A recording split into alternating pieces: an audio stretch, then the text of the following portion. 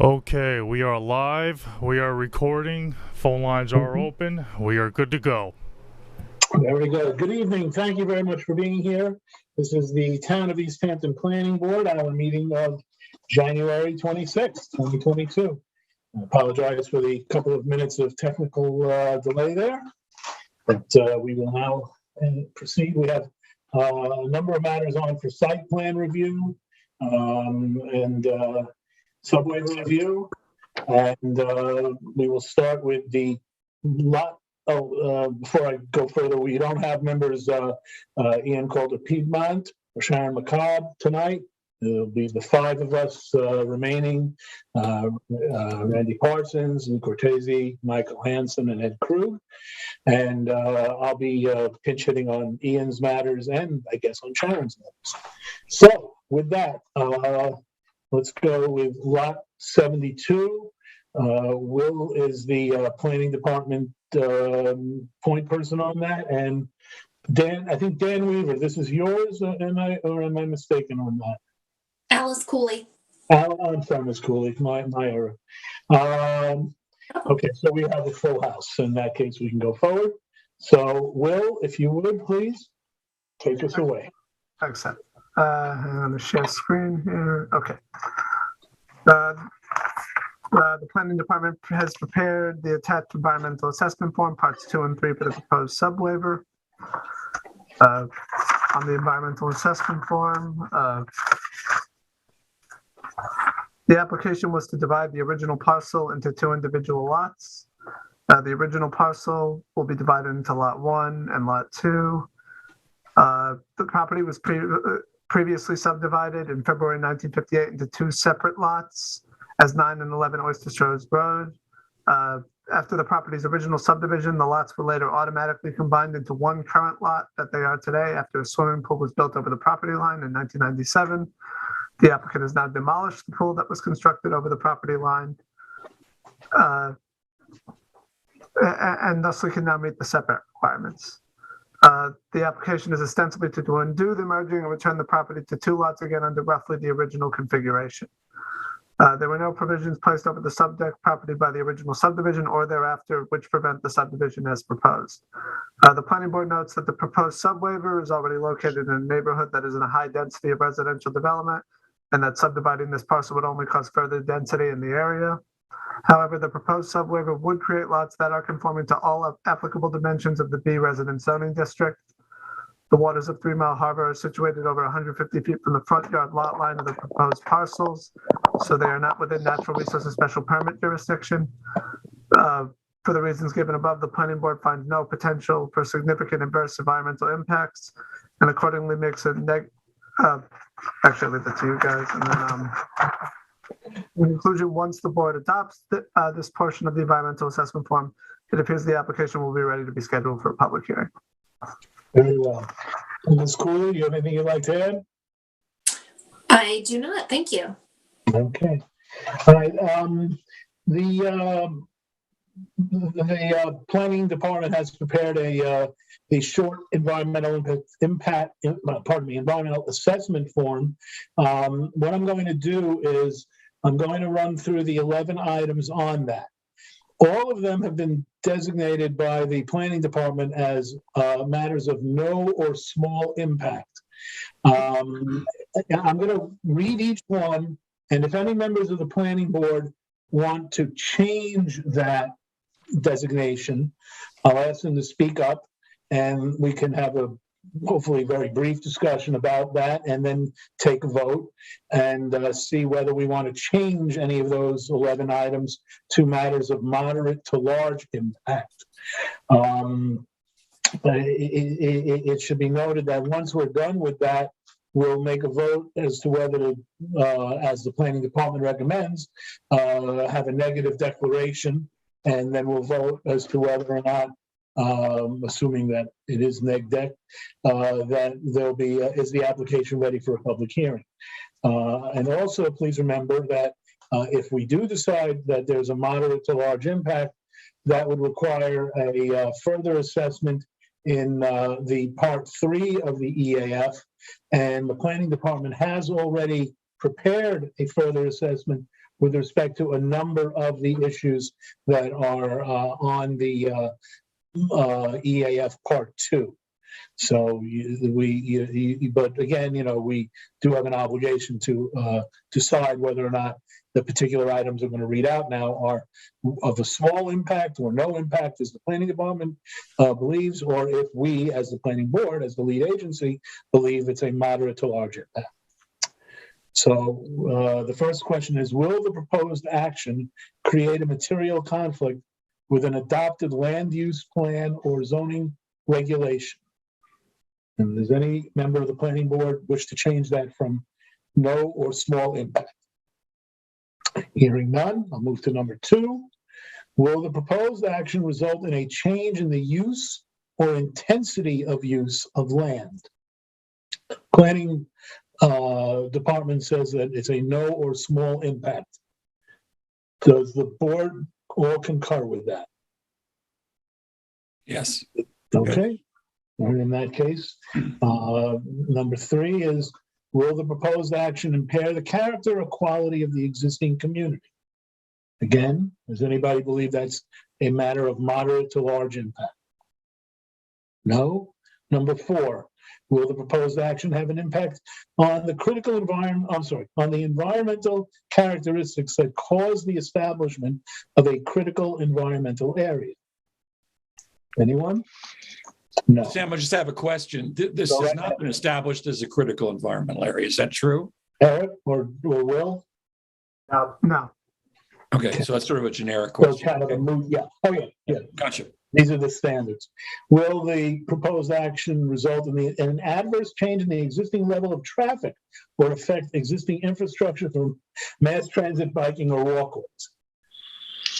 Hearing none.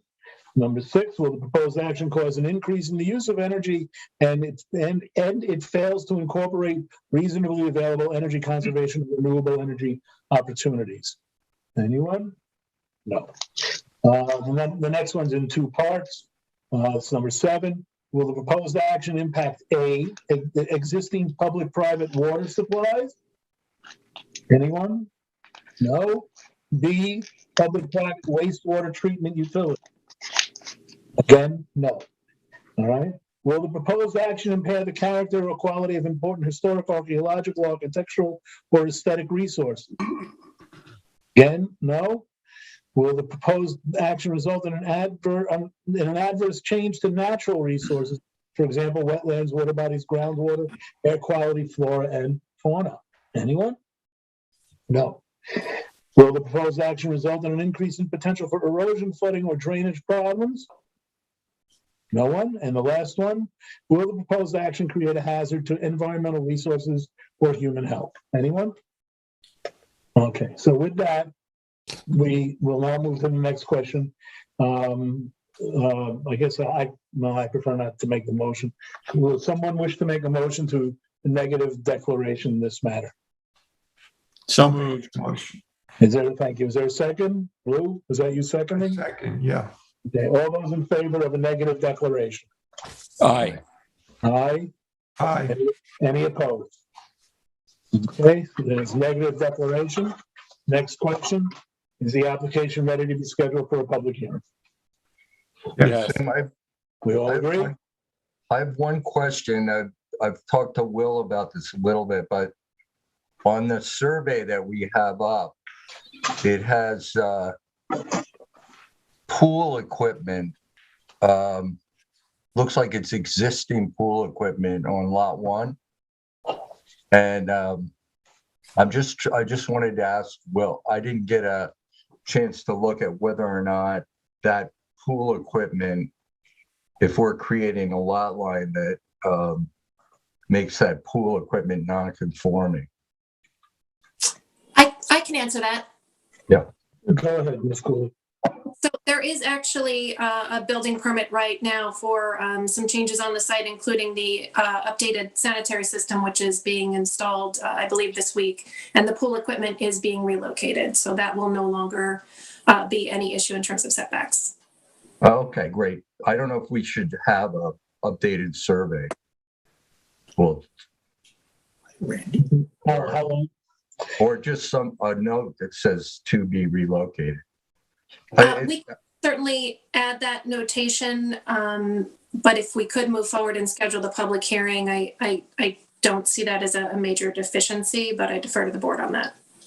Let me ask council, can we go forward on that basis? Yeah, I think we can go forward and just, Alice, if you can get that into us, that would be very helpful, especially before the public hearing. Sure thing. Thanks, Nancy. All right, so with that, should I make the motion? Should I read the public hearing notice and move on it?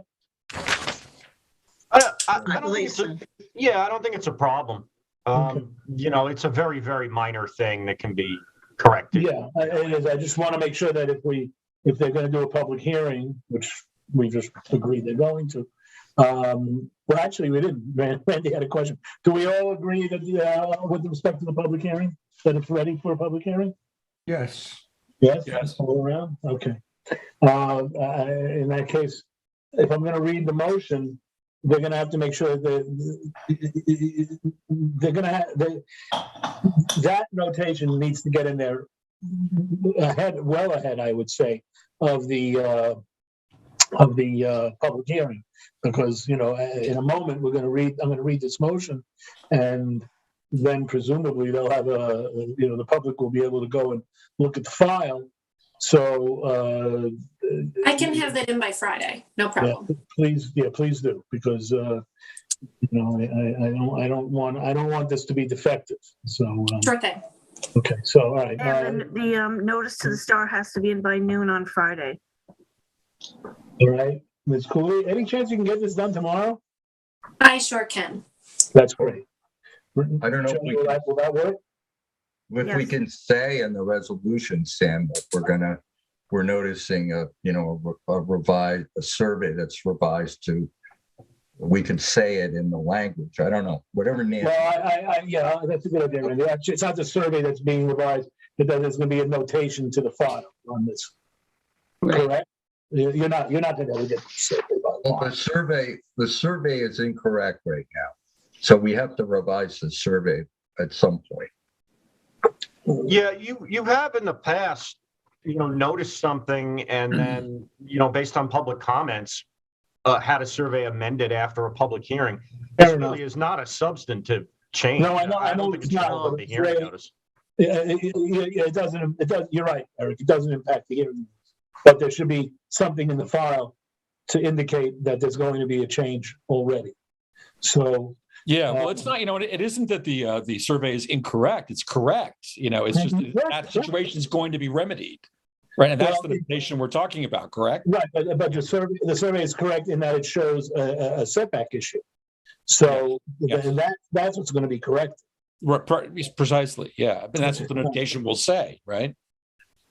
Presumably.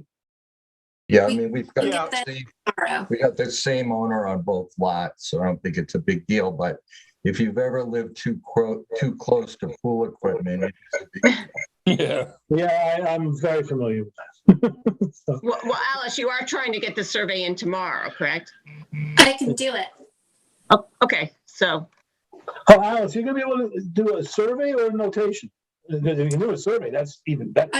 Yeah, I'm just going to have the surveyor note that it's to be relocated. So it'll be a surveyor's note. It won't be. Okay, got it. yeah, they won't have to resurvey or anything, just. Yeah. No, they don't have to. That's what I'm They saying. can't resurvey until it's moved, really, Yeah, exactly. Right, yeah. Exactly. Okay. All right, very good. So then, in the matter of the application of Lot 72 LLC minor subdivision, Suffolk County Tax Map 300-118-1-44, I move to schedule a public hearing for February 16th, 2022 at 7 p.m. or thereafter. This may be heard to consider this application, noting that that there will be a notation made to the existing survey prior to the publication of the meeting notice. So moved, and I'm looking for a second.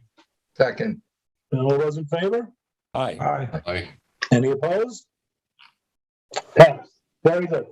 Okay, so The school, you've got your work cut out for you. Have a good day, Mark. Thanks so much. Have a good one. Okay, thank you.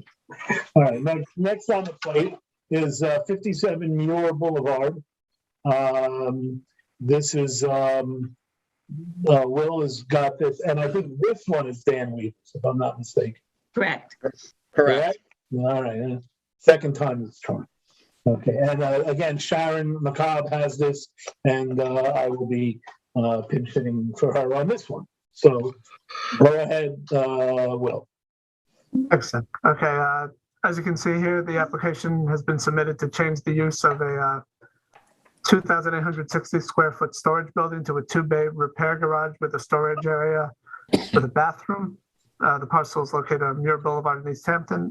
The application was previously reviewed by the planning board at the meeting held on February 3rd, 2021. It was determined by the board that in order for the proposed application to move forward, the applicant would have to submit a revised site plan that would contain the notation, no outdoor storage is permitted.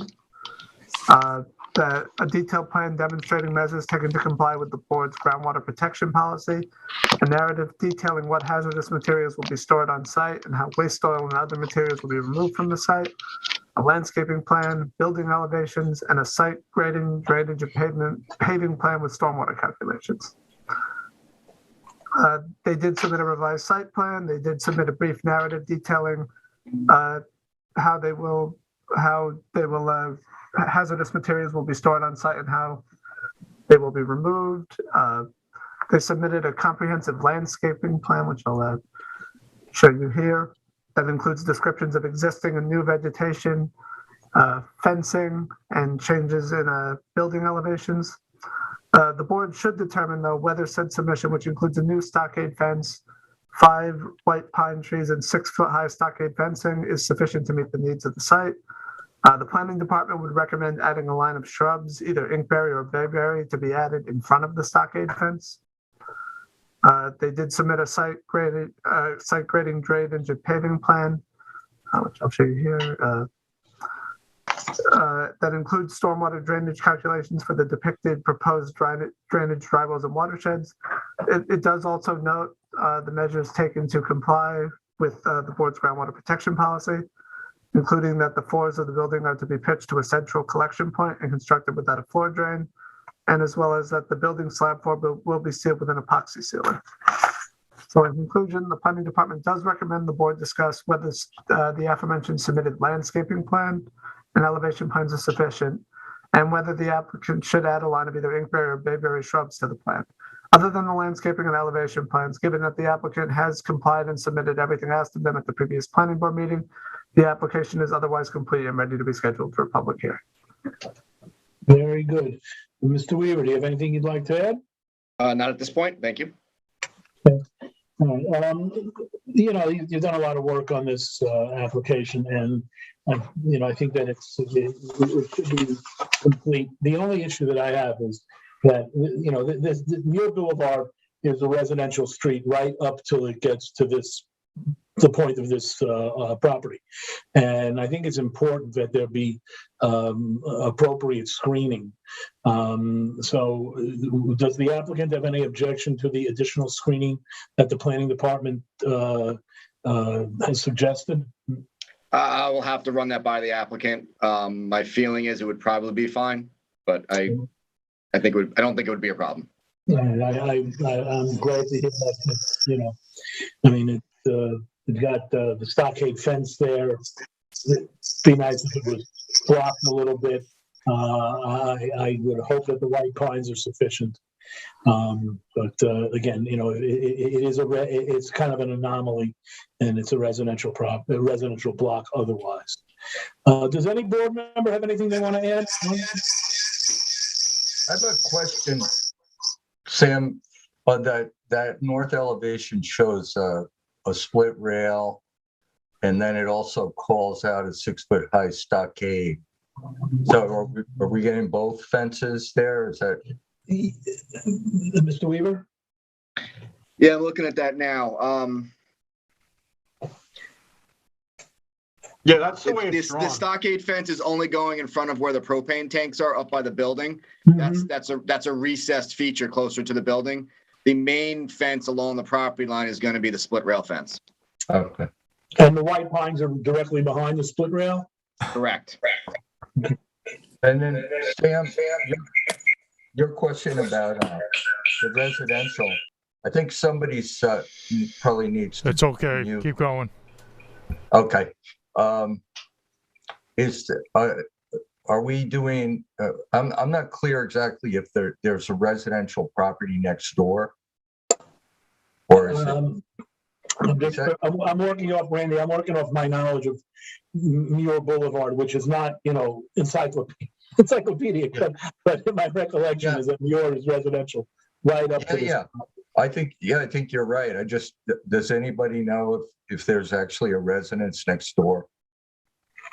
Or is it just, I think it's a vacant parcel, but I'll check right now. I think it is Okay. a vacant Well, parcel.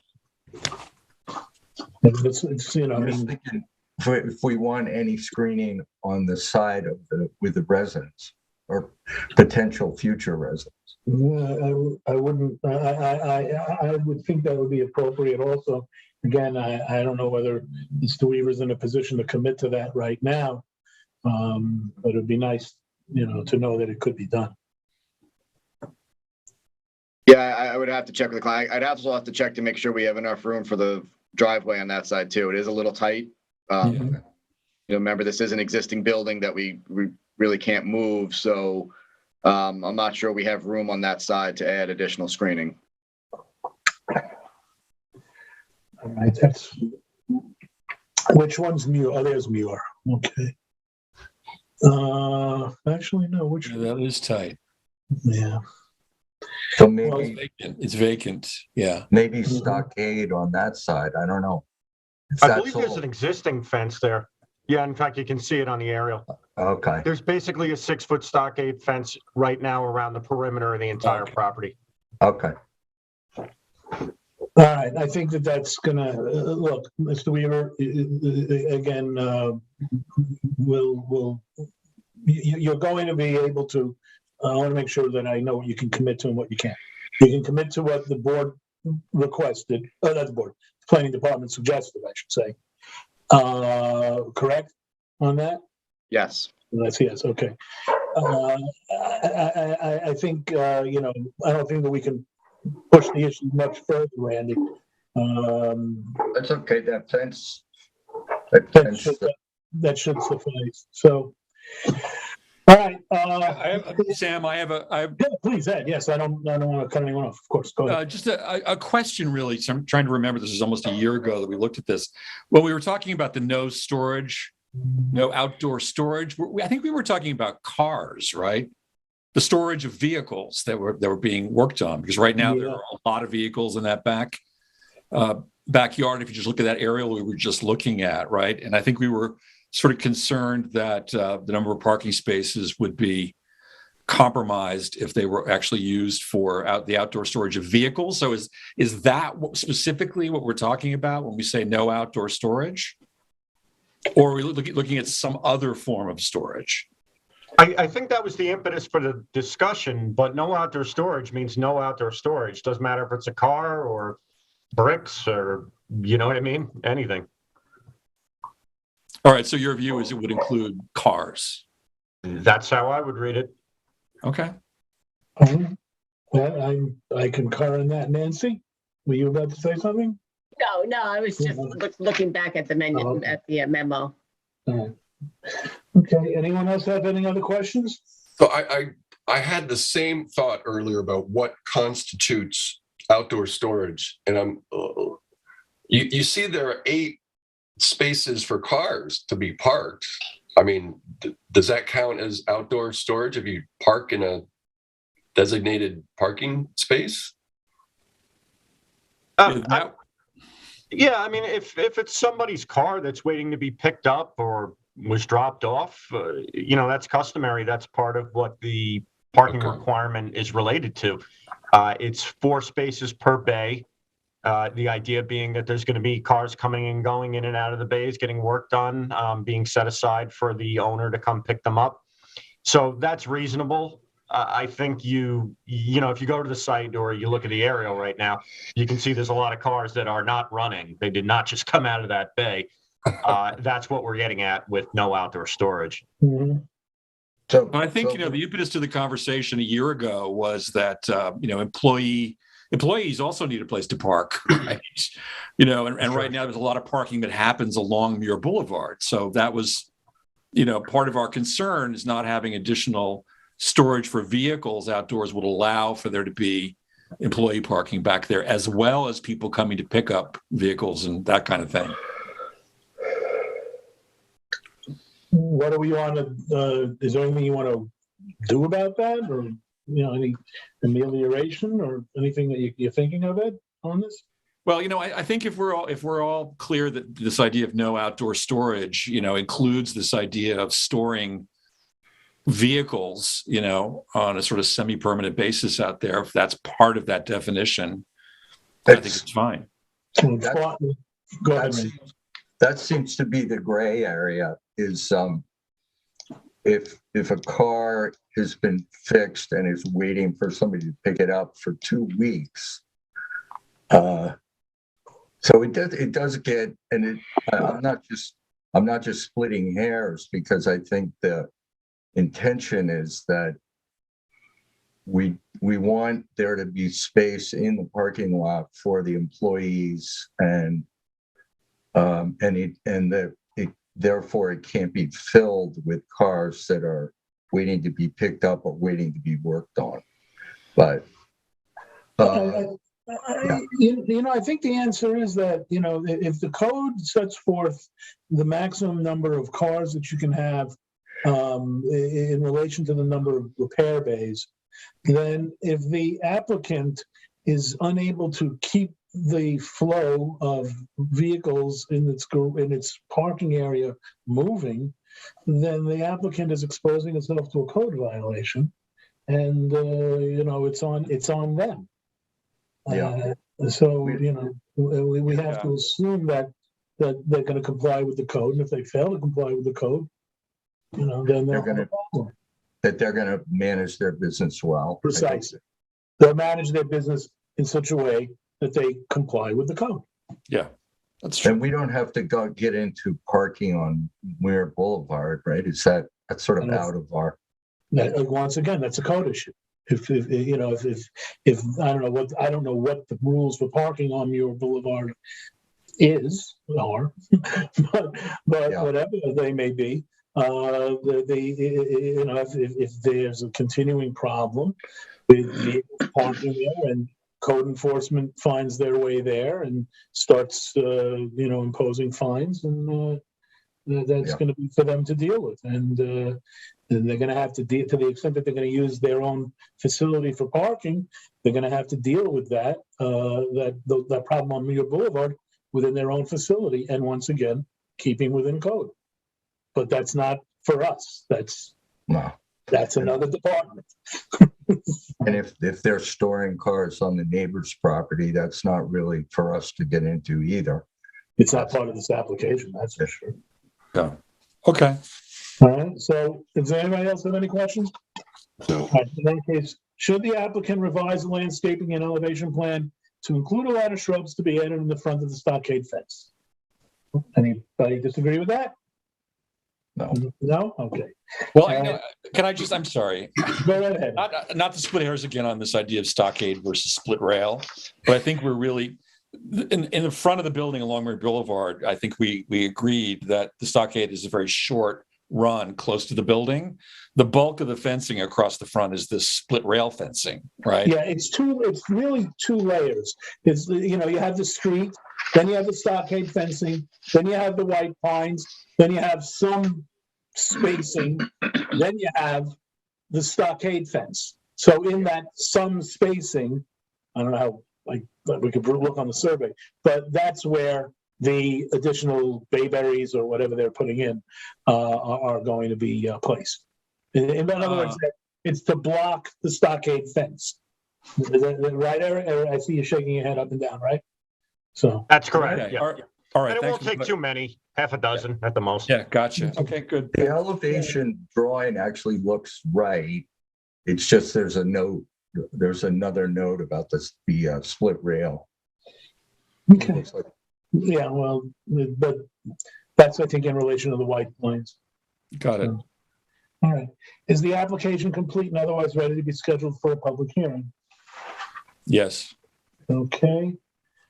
And in that case, we don't have a public hearing notice ready to go on this one?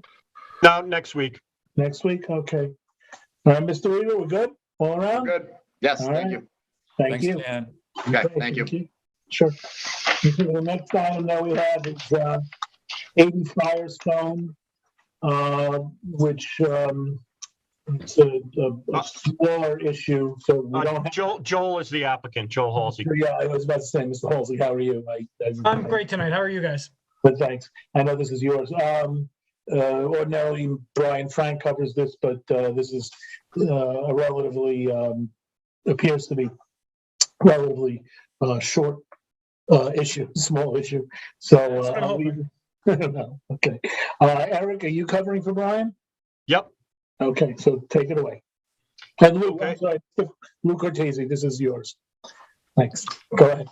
Hopefully you can see the aerial here. I apologize for some reason on our GIS program, the lot lines don't really match up with the property, but those four rectangular structures you see there are the existing cottages on this property. It's located on Fort Pond Bay. That property to the immediate south is the Montauk restaurant and bar. So that's where this is situated in town.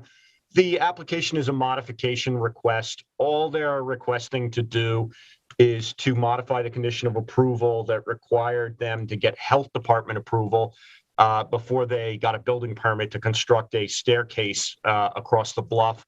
It was basically, that was an error in wording to begin with. There's no reason to hold somebody up on building a staircase for health department approval. Health department has no involvement in something like that.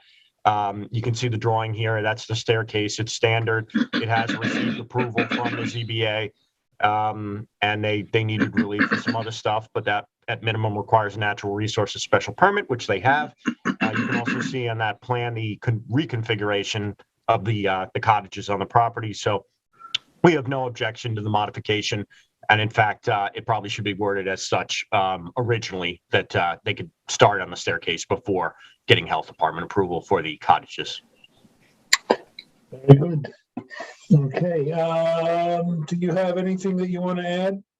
I don't have anything to add. I want to get you guys home earlier, so the sooner I'm off, the sooner you can get to the next one. We are home for the most part. That's true. So am I. Those of us who may be in our office. Okay. Lou, this is yours. Go ahead. Yeah, no, this is very quick. We can send Joe Halsey home. There's nothing to say here. I think it's a slam dunk, obvious issue. They can go ahead and build a staircase. I'm going to cut to the chase. Does the board wish to grant the requested modification and allow the staircase to be constructed prior to obtaining Suffolk County Department of Health Services approval? Yes. All agree? Yes. yes. All right, Thank go you. home. Have a great night, guys. Thanks very much. There you go. Okay. The next item on our agenda is GSL Shop Edition Preliminary. This is so that folks who are following at home, this is a preliminary site plan evaluation. It's not an actual site plan application. This is to give the applicant an opportunity to get a sense of what the planning board thinks of the application. So it's kind of advisory. I see Ms. Wiltshire, this is yours. Yes, I'm here. And I also saw Mr. Shelley over there. Yes. Who's the principal. Hello. Good evening. This is Marco and Lou. You've got this one also. So Marco, take it away. This is the aerial of the site in question. So this was, as Chairman Kramer mentioned, this is a preliminary site plan application. This is to construct a 1,320 square foot commercial building with associated parking and landscaping, in addition to the existing automobile repair garage. And it's utilizing the square footage from a parcel that is proposed to be merged. The subject parcel is roughly 15,000 square feet, and the adjacent parcel, which is the one to the south, is roughly 11,000 square feet.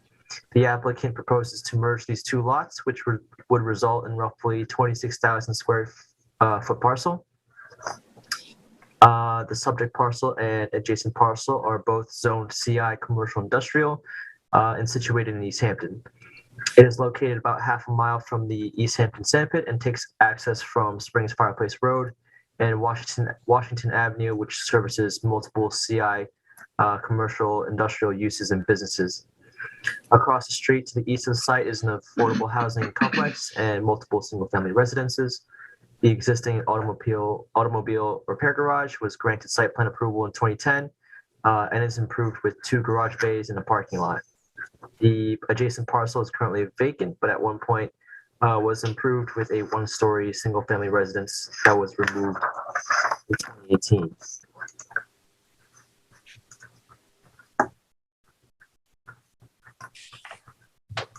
Okay. I'm just going to put up the site plan at Mhm. this moment. So the project is a type 2 action pursuant to SECRA and Chapter 128 of the Town Code. The applicant has proposed to merge these two parcels and construct a new 1-story building with a garage bay. The adjacent lot is also to contain 13 paved parking spaces with 1 space delineated for trucks and surrounding landscaping. The improvements will be accessed via a proposed access road near the front of the property, and the existing curb cut to Springs Fireplace Road will be eliminated. So it will be consolidated to the one curb cut located to the north on 139. The improvements are an overall expansion of the commercial business and will likely result in an increase of commercial activity in the surrounding area. Although there is likely greater commercial activity on a previously vacant lot, the overall density will be reduced and the new lot will be more conforming to the minimum lot area in a CI zone, which is 40,000 square feet minimum. An auto repair garage is permitted in CI zoning, and a special permit would not be required. The proposed 1-story building is proposed to connect to the existing building via a small hallway, and it meets the appropriate setbacks. The additional building and elevation plans will be required upon formal site plan submission. As the property is within groundwater management zone 5 and for commercial industrial use, it is recommended that the building meet the town's groundwater protection policy. It should be noted that this parcel 137 Springs Fireplace Road, which is the one to the south, was rezoned from B residence to CI commercial industrial in 2017. It formerly contained a single-family residence and demolished in 2018. It appears that it's currently being used for commercial parking of vehicles ever since. The town board resolution for the rezoning had noted that the parcel was the remaining parcel of residentially zoned property and is not well suited for such purpose, being cleared and surrounded by commercial industrial uses. The rezoning to CI use is consistent with the town's 2005 town comprehensive plan, and therefore it was rezoned. An expansion of the auto repair garage will increase the site's parking requirements by at least 4 parking spaces. The parking calculation for an auto repair garage is 4 parking spaces per bay and 1 parking space per employee, as defined in the town code. The site plan approval for the existing commercial use had stated that the required number of parking spaces is 11 and that 12 are provided, including 1 ADA parking space. The applicant proposes 23 spaces, 3 of those, including 3 which are for ADA and 1 truck parking space. The town code specifies the design requirements for off-street parking aisle width and size of the parking spaces, a copy of which is attached to the memo. It appears that there is sufficient space for the ADA parking spaces. However, their dimensions should be specified on the site plan and should meet the parking space standards, which is an 8-foot aisle with the 8-foot space by 20-foot space. The aisle width and direction for parking spaces proposed in the northeastern side should be illustrated on the site plan. The proposed spaces are angled at 45 degrees in one direction to Washington Avenue and would be required to meet the 12-foot aisle width for proper parking circulation. Washington Avenue is located in the rear of the parcel and facilitates commercial traffic for multiple commercial businesses, including the subject parcel. The proposed site plan notes an existing outdoor vehicle lift in place of a previously approved parking space and should be therefore removed. The majority of the parking spaces required for the proposed site plan have been relocated onto 137 Springs Fireplace Road. The new parking lot will require relaxed accessory structure setbacks from the planning board for the front and rear of the parcel. Overall, it appears that the additional square footage from the adjacent lot would allow for additional parking spaces, improved aisle widths from the existing parking conditions. Obviously, parking calculations will be required upon a full site plan submission. There are no sanitary information or plans that have been submitted at the time of review. The previous site plan approvals indicate that the system is located to the front of the property by Springs Fireplace Road. It's roughly where my mouse is circling, and is not a low nitrogen IA system. As per the town code, this site plan proposal will require an upgrade of the sanitary system to a low nitrogen system.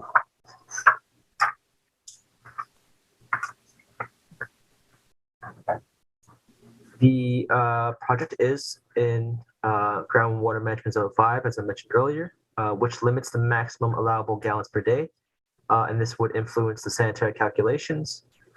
Such information of sanitary flow and drainage calculations should be submitted upon a formal site plan review. A portion of the site plan, specifically 137 Springs Fireplace, is noted to be within the old filed maps or the urban renewal maps, a copy of which is on the screen at the moment. You can see Washington Avenue and the areas shaded are commercial industrial zone CI. The lot 139 is where my mouse is, and the one to the left is 137. As it currently stands, this parcel and the adjacent residences are still illustrated as residential parcels despite the rezoning to commercial industrial. It appears that the map was not updated in accordance to the rezoning resolution adopted by the town board in 2017. Commercial industrial zoned properties are noted not to be part of the UR maps. As the parcel is now zoned CI, the applicant will be required to make an application to modify the UR map, which is approved by the town board. The applicant is proposing to eliminate the existing curb cut on Springs Fireplace Road and utilizing the existing curb cut and access road that extends from 139. It's noted that Springs Fireplace Road is one of the busiest roads in the town of East Hampton. The corridor supports multiple CI businesses and nearby residences that take direct access to the roadway. The high number of curb cuts from individual properties has been noted to increase traffic congestion and make dangerous merging conditions. The elimination of a curb cut in favor of consolidating access on 139 would be in the interest of good planning, as it would lower the overall number of direct accesses to Springs Fireplace Road. Comments from the Suffolk County Planning Commission will be required given the parcel's proximity to the county road. It is a preliminary site plan. However, upon formal site plan, it will need ARB approval as well. In conclusion, the preliminary site plan is to merge the two properties for the purposes of expanding an existing auto repair garage. The proposal is on Springs Fireplace Road, which is a significant corridor for commercial activity. Additional details such as parking, sanitary, and building design, and the use of the property will need to be addressed upon a formal site plan submission. All right, thank you very much, Marco, for a thorough review of a pretty significant application. Lori, Ms. Wiltshire, sorry about that. Would you like to have anything to say on this? Yeah, I mean, it seems pretty straightforward. We seem to be meeting the parking calculations. I've just scaled off and we meet the aisle widths required. We will make that UR map modification application. And then we have a few details to add to the plan before we make a formal, along with building plans and landscaping, etc. Good. Okay. All right, Lou. Yeah, I agree with Lori. I think it is pretty much straightforward. I think a lot of the items are positive and should not cause any issues in approving the ultimate application. I like the idea that the new merged 26,000 square foot lot is still non-conforming, but more conforming than the existing lot size. The new expanded building, I like the idea that it does meet required setbacks. I think it's important that the new expansion meet the town's groundwater protection policy. So when we move on to the next step, I'd like to see more information about how the applicant plans to do that. The parking as well, it appears that the 23 proposed parking spaces are sufficient, but we still need a lot of information to make sure, in order for us to make the proper calculations. So I'm sure that's forthcoming.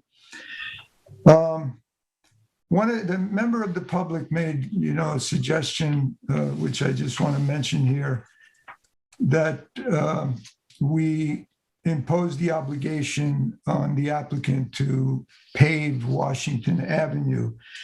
And he claims that this can be done with the usual urban renewal map roadwork improvement obligation. I looked into that. That only applies to residential zoning. This is CI zoning, so we wouldn't be able to do that. Plus, there's the problem of, do you ask the applicant to pave the entire Washington Avenue? That doesn't seem fair. But nevertheless, it is a good point that road, it's not part of this application, but something should be done possibly in the future in one way or another to get that road paved. The last item that I want to mention is, I think it's important. We've done a lot of work on Springs Fireplace Road to improve it, make it more aesthetically pleasing. I think it would be a good idea. Looking at the preliminary site plan, to me, it didn't look like there was enough of a buffer in terms of landscaping facing Springs Fireplace Road. So I would ask the applicant if we can improve and add to what he's proposing there. I'd like to see a much thicker buffer on Springs Fireplace Road. And that's it for me. Okay. Again, thank you. There are issues, and they are issues that were raised by the public, a member of the public, and I appreciate your looking into those. The buffering issue, I would agree with you. It's not insignificant. Does anybody, this is as I say, it's a preliminary site plan evaluation, so it would be helpful, I'm sure, to the applicant to hear from any other board members who might have something they want to add. I'll start on my theoretical right. That's from when we used to be in a room. That's not a political right. That's not going to go to you, Randy. Thanks, Sam. Yeah, I am leaning more right these days. That's a whole other conversation. But in my mind, you're on my right.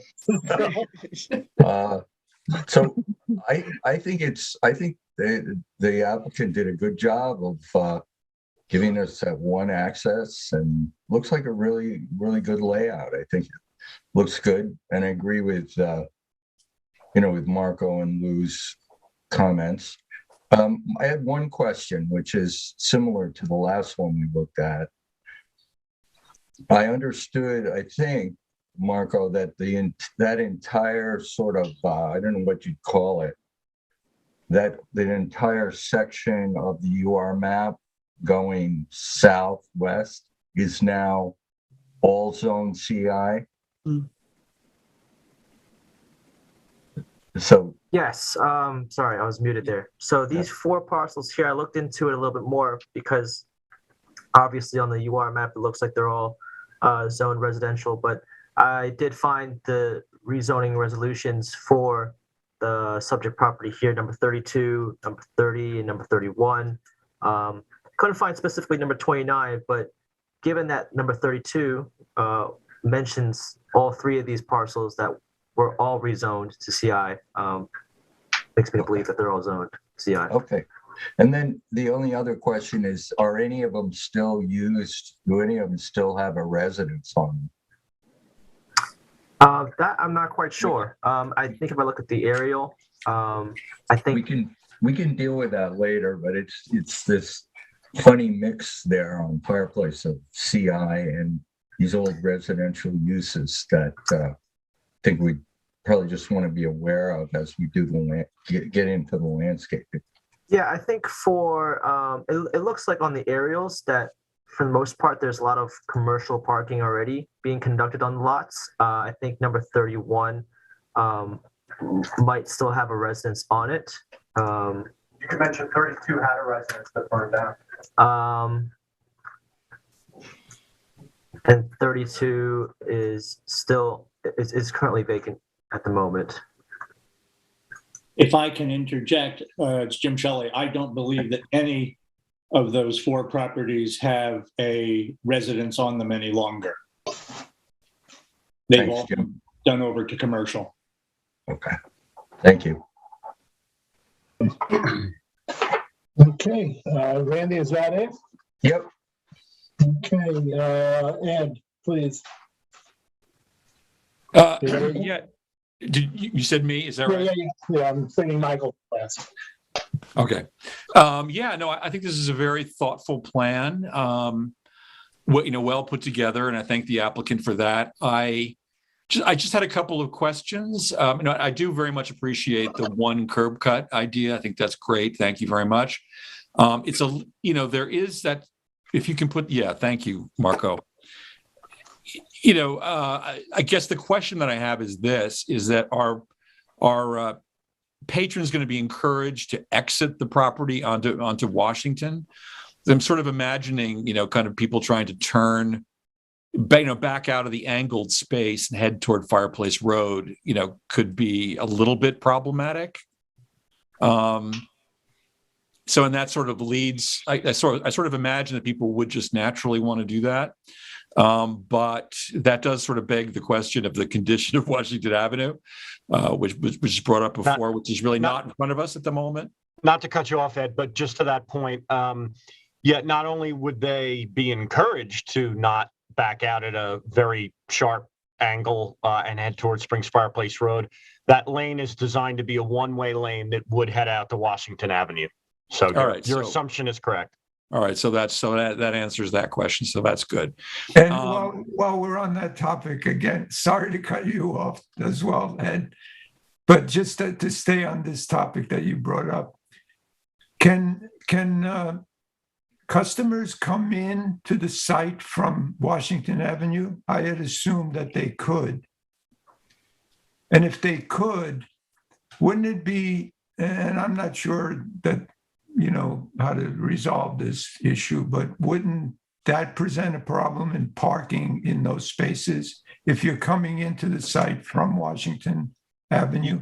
Yeah, and also to that point, well, it sounded like Mr. Shelley wanted to comment. But with that design, you would normally require that be an exit only onto Washington Avenue and not allow incoming traffic for the reason you just pointed out of the conflict with the cars that are, diagonally parked. Okay. Sorry, Ed. It's all right.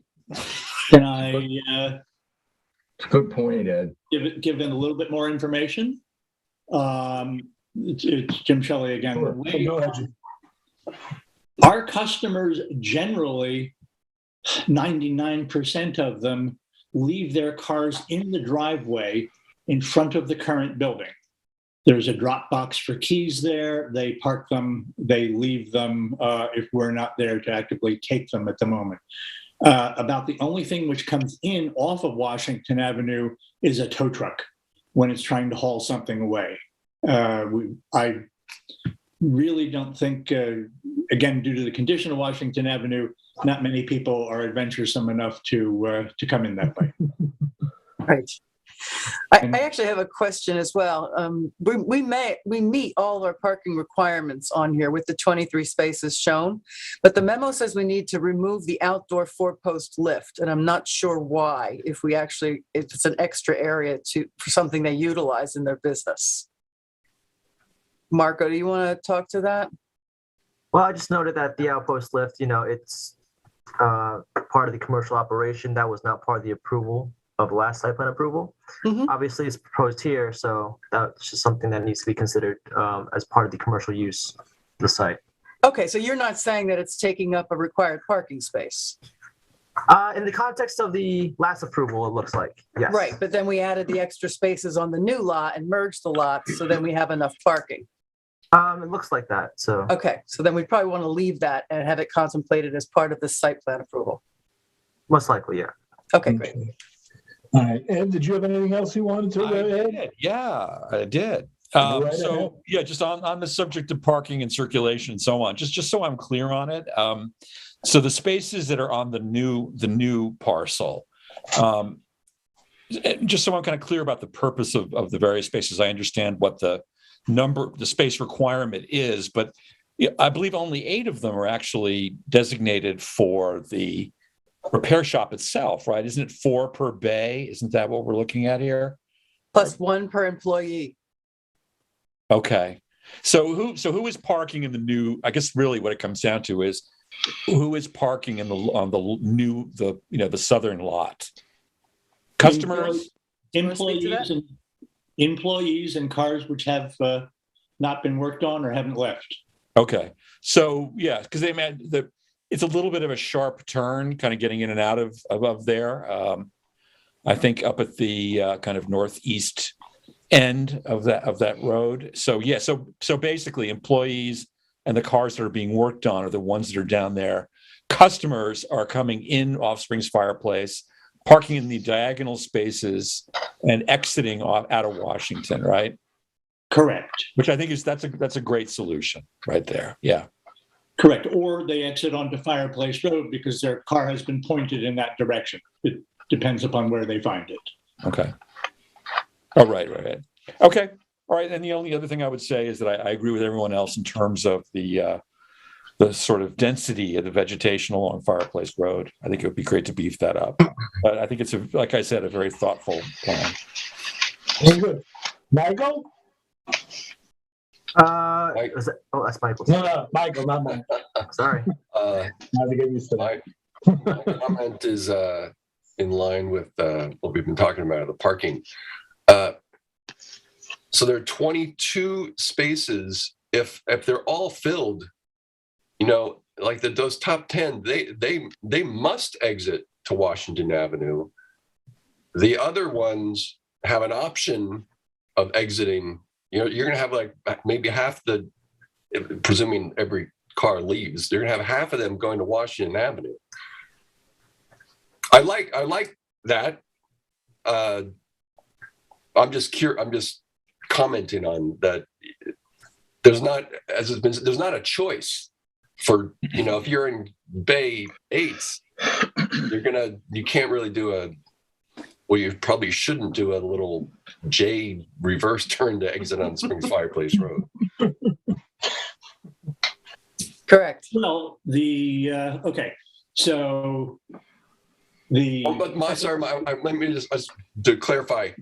How much traffic now exits to Washington Avenue versus exits on Spring Fireplace Road? And how will this new map change that?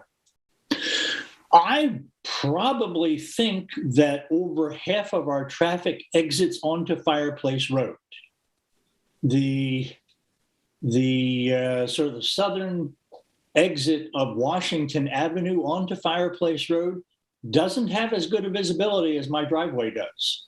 So most people prefer to go out that way. It's another reason I wanted to close off the curb cut across from the affordable housing, because that is always a conflict there. We rarely let people pick up their cars from the southerly part of the property. As I said, most of their cars, when finished, the mechanic takes it out, mechanic parks it in front of the two existing bay doors and points it at Fireplace Road. And people come in and pay their bill, and they walk out and they drive, and they turn onto Fireplace Road, left or right.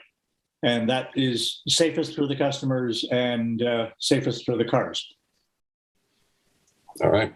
Thank you. Okay. All right, well, I don't have anything much to add other than, what I said earlier about the... Actually, I have one more quick question, if that's okay. Go ahead, Marco, please. Go ahead. Just in regards to the outdoor four-post lift, since I'm not just quite familiar with how that's used, I'm assuming that's just for lifting of the cars. Is there anything kind of other activity associated with that? Seems to me like, I don't know if it's quite adding to parking calculations, because my knowledge of the garage bays is that they contain lifts to move the cars up and down, to work on them. This seems to me like the only difference would be that this one's outdoors, so I'm just not quite sure how that's used, and if any kind of work is being done on vehicles with the outpost lift. Me again?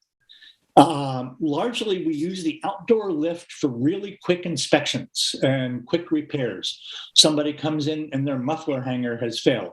We put it on the outdoor lift and we stretch a new hanger on it. Somebody comes in with, a grinding noise. We get to throw it up in the air and take a quick peek. There's really no mechanic working out there on a full-time basis. The only time we start a real project there is when we have a van of some ilk, which is too tall to put up on the lift in our building. And obviously that lift is seasonally limited as well. So it's really an inspection lift, Marco. We use it to do quick checks on people's cars so we can see what we're going to have to do for them and move them on. Okay, thank you. You're welcome. All right. We've discussed the proposed use and the parking layout. Is there anything else that we think that we want to impart to the applicant for their formal site plan? The planning department had asked whether we thought that the applicant should provide additional details regarding the operation of the auto repair garage, parking configuration, and sanitary operation information. Is there anything else anybody wants to add? Hearing none. Tim, I'm wondering, and I'm sure Lori will check this out, but whether they can continue to plant in the county right away there. Maybe that would give them more room to have the circulation on their lot. So the trees are remaining except for two. One's really small. Those trees are remaining. And we have at least a 5-foot area to put some thick vegetation on our own property. And then we can do a really good job buffering the spaces 15 through 22. in that 25-foot area. Okay, so you may not need the county property there. I don't think so. I mean, if you think over Okay. to like First Light Electric, they have a really nice single row of, I think they're arborvitae, and they do a really good job of screening out that facility in one row. Okay. All right, I think you've gotten a pretty, it's been a pretty useful preliminary application for you. So we'll look forward to something more formal down the road. Thank you, Sam. Okay, thank you very much. Thanks, everybody. Thank you very much. Comments. Jim, Lori. Okay.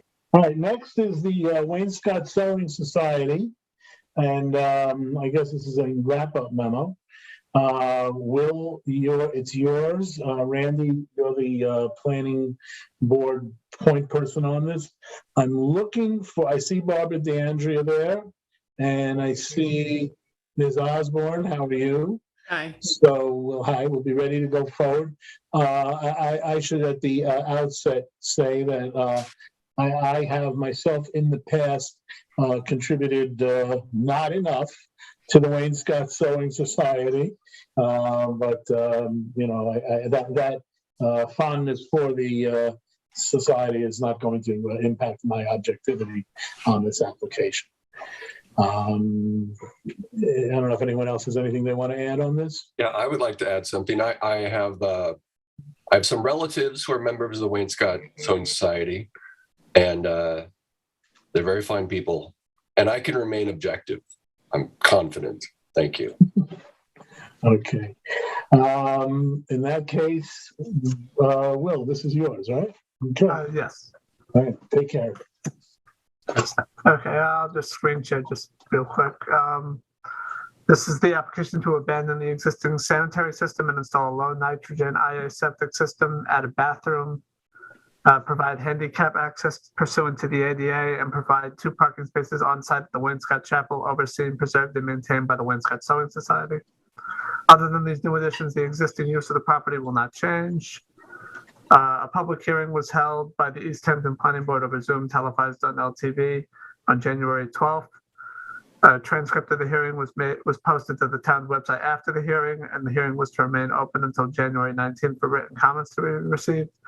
No written comments were received from the public, and 2 members of the public spoke at the hearing in support of the application. In conclusion, provided the board agrees, the application is ready for approval. Thank you very much. Ms. DeAndrea, Ms. Osborne, either of you have anything you want to add on that? No, thank you. We're excited to move forward. Thank you. Okay, Randy. Yeah, it sounds good. I went by there today, and I just wanted I see on the drawing that there's 1, 2, 3, 4. There's 4 trees right along where the driveway's going to go, and I know that you all want to protect them, and we would love to see that as well. And I'm just wondering if when we get to the final approval and conditions, this is really a question for Nancy, what we say about those trees. But I think we're ready to go, so I need a resolution. This would be our resolution of approval? I think so, right? Well, that would be next, yes. Yeah, that'll be the next time. Not tonight. Okay. Not tonight. We don't have one Okay. in the regular meeting. So what would just to confirm what the Sewing Society's intentions are with regard to those 4 trees on the east side, and there's one that's not really in play. There's 2 on the Main Street, 1 on the west side. But what is your? I want to see if we're just completely on the same page with those 4 trees. Yeah, they're beautiful trees. Our intention is to keep them there, and we believe they are well out of the way. And currently, the cesspool, the honey wagon, as you may call it, drives up there every single week without any issue. Okay. without coming near the trees. And I believe they are on the property line and not in the way of the actual driveway. But the truck goes in and out regularly without coming anywhere near those trees. Okay, so we're all on the same page that everybody would love to see those trees left alone. Yes, we all agree, and people have commented on the trees and have discussed the trees. Yeah. Okay. All right, I think we're ready to go. Very good. Does anyone have any other comments? Including fondness for the outhouse. Anybody have anything they want to add? All right, in that case, is the application ready for approval? Yes. Very ready. Yes. Very ready. All right. Okay. We'll see you next time when we'll take it up for our resolution of approval. Thank you again. Thank you. Okay. All right. Next, we have Twinkle Farm.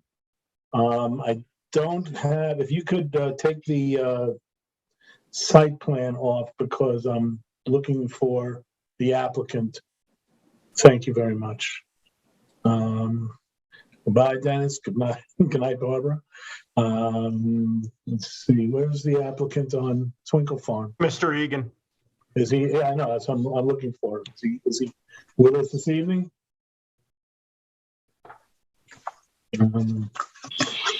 Well, council, do you think we should go forward regardless of Mr. Egan's absence? We still can. We didn't hear any, as far as I know, we didn't receive any word from him. Okay. Yeah, I mean, it's just a wrap-up memo. Yeah, I agree. That just, we look for the applicant, but I don't think that, well, I don't want to predict the future. I never do that. So, well, why don't you go ahead with this one? I'm sorry, this is Will also. And Lou, you've got this one. Go ahead.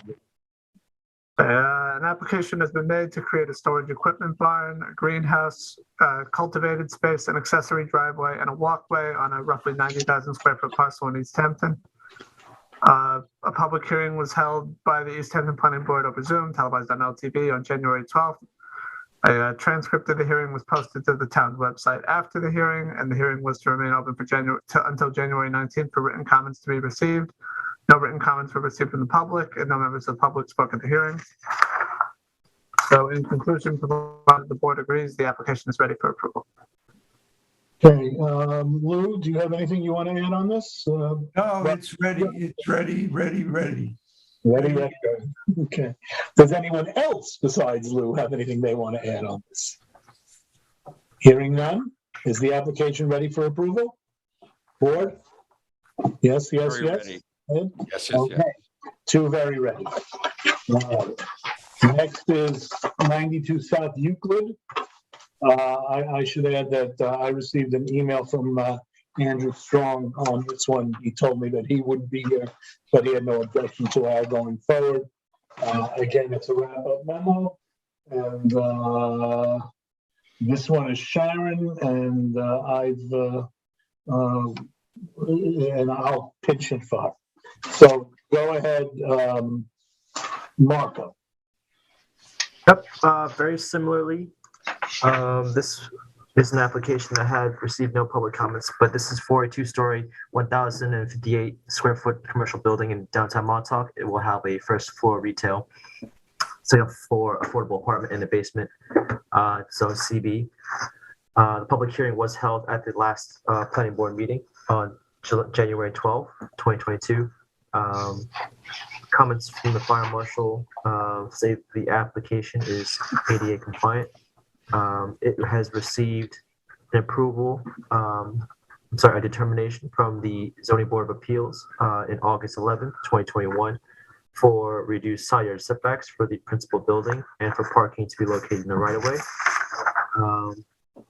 Provided the board agrees, the application is ready for approval. Very good. And like I say, Mr. Strong isn't going to be here. And in Sharon's absence, I'll do the planning board's response. And I agree, the application is ready for approval. Any other board members have anything they want to add on this? Or is this one also a ready? It is. ready. We got the sidewalk lined up, right? I'll tell you, this is, I call it the long and winding road, but I call it the straight and narrow sidewalk. Not so narrow. Okay. Nobody else has anything, right? Board? All good. All good. All right. Ready for approval. Very good. All right. Thank you all for barreling through those site plan matters. We now have, we had initially 3 matters on for urban renewal applications, but one of them, Greco and Hines, has been adjourned. And actually the other one, O'Donnell, has also been adjourned. So the only one that we have is the Peter Moore urban renewal modification. I see Mr. Moore has been with us the entire time waiting patiently. I have. I will say welcome. So this is Will, if you'll walk us through this. May I interject first that I am not the owner, despite what the paperwork said. I'm an agent for the owner. I'm a real estate agent, in fact. And there are 2 owners of 15. That is the urban renewal combined lots, their brother and sister. And they're the ones that are looking to give up the 20-foot section. It is really theirs, and they're giving it to the property in front, who erected a garage on that portion, that 20-foot portion, 60 years ago. So just the parties are wrong, but just named wrong. Okay, well, I'll ask council to, after Will's presentation, let us know if that presents any issue for us. And Will, whether, you can go right ahead with your presentation unless you're telling me that creates a problem for you going forward. Yeah, no, there shouldn't be a problem with that. It's just under the applicant's agent's name, basically. When we do the town board resolution, we'll obviously have the correct property owners on it to clarify anything. Very well. Okay.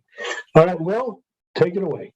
Excellent. Okay, this is an application requesting a modification of old file map 171 depicted on sheet EH3 of the urban renewal study so as to match the properties owned by the applicant located at 15 Abraham's Path. The UR map indicates that a portion of the neighboring property, this kind of little rectangular portion you see at the top of the property here, 9 Abraham's Path, also from the same owner, is considered by the old file map study to be a part of parcel 55, which is the the above parcel. So according to both the survey and the GIS mapping, it is considered to be part of 9 Abraham's Path. Considering that the portion of the map is already considered to be a part of that property by the survey, the applicant wishes to change the UR map to match. So basically, removing that rectangular portion. The applicant has a garage on the portion of parcel 55, which is within required minimum rear yard setbacks, but appears to predate the adoption of zoning. In the application, the planning board should consider that changing the UR map will reduce the lot area of the site and thusly make it more non-conforming, but it will also increase the size of the neighboring lot, which in its current state is also non-conforming.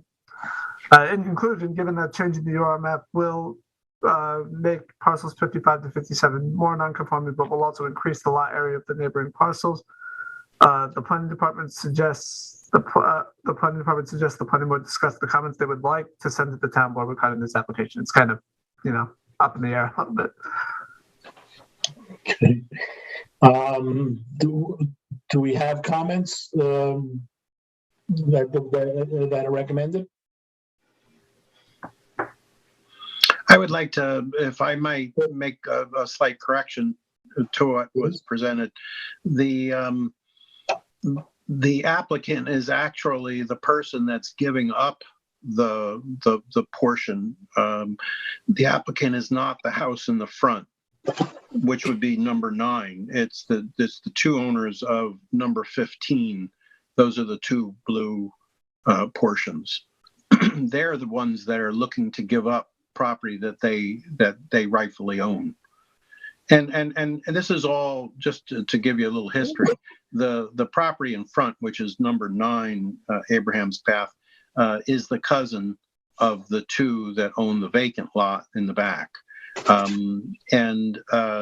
It was actually the grandfather 60 years ago that erected that garage, which was really on the property that's in the back, but they didn't know it. And somehow, somewhere along the way, they've the new tax maps represent it as being owned by the front lot, number 9. Thank you. And we've got Pavilion Place in the back. It's a paper road. So in what is being given up by number 15, which is again outlined in blue, Pavilion Place will give that property more square feet than they're actually giving up when they claim that. So does any board member have any question or issues? Anything they wish to impart? Because remember, this is a town board action. We're here on a advisory basis. I would say I have no objection. It seems to me that it's 6 of one, half a dozen of the other, and the size of that other lot to the east is quite small. So we're still going to end up with 2 lots bigger than that.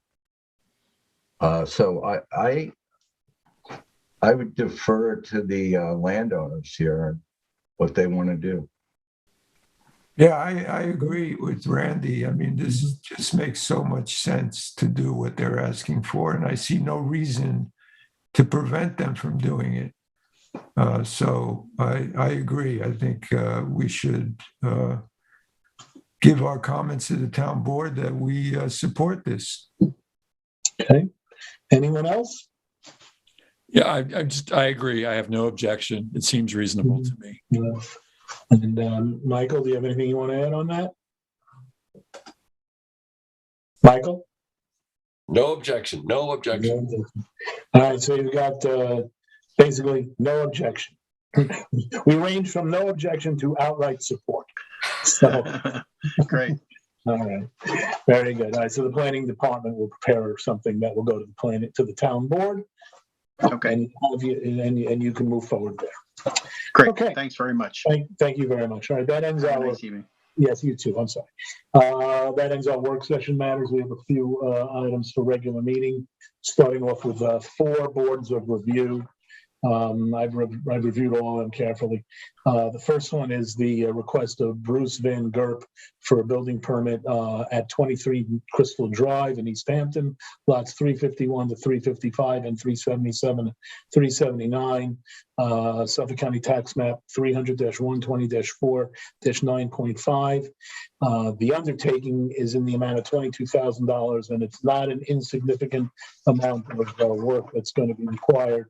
So as I say, I've read the board of review and I move for its approval. Is there a second? Second. Thank you very much. All those in favor? Aye. Passed and carried. Passed. Next is an application of Paul Porco for a building permit on the premises at 18 Barnes Avenue in East Hampton, lots 13 to 21 and 41 to 48. Block number 7, Suffolk County Tax Map 300-136-4-7.1 and 300-136-4-16.1. The road work has already been performed, so there's no undertaking in this matter. I've reviewed the board of review, and I'll move for its approval. Second. All those in favor? Aye. Any opposed? Passed. Okay, next is the application of Mark and Marlene Daniels for a building permit at 61 Gardner's Lane in Springs, block 47, lots 19 to 27, Suffolk County Tax Map 300-95-3-24. The undertaking in this case is in the amount of $22,500. Again, not an insignificant amount of work that has to be done here. And I've read the board of review and I move for its approval. Is there a second? All those in favor? Aye. Aye. Yes, thank you very much. And finally is the board of review of Farrell Building Company and Moida, I apologize if I mispronounced it, Capital LLC for a building permit at 12 Central Avenue in East Hampton. Lots 34, 116, and 119. Suffolk County Tax Map 300-162-3-2.1. Again, this one, the road work appears to have been done, so there is no bond required. I move for the approval of this board. Should we give Michael a second? Michael, have you seconded anything yet? I second it.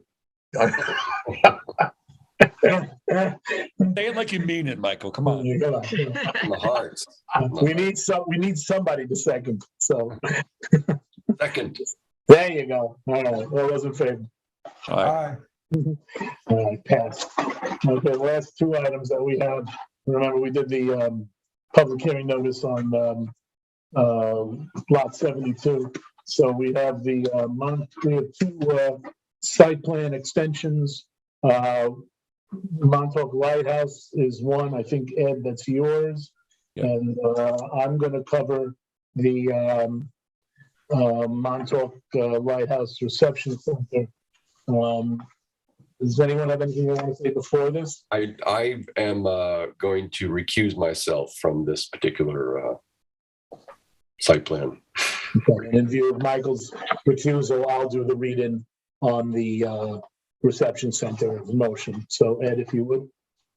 In the matter of the application of Montauk Lighthouse Storage Barn Site Plan, Suffolk County Tax Map 300-15-1-9, extension of time. I have read the resolution and I call for its adoption.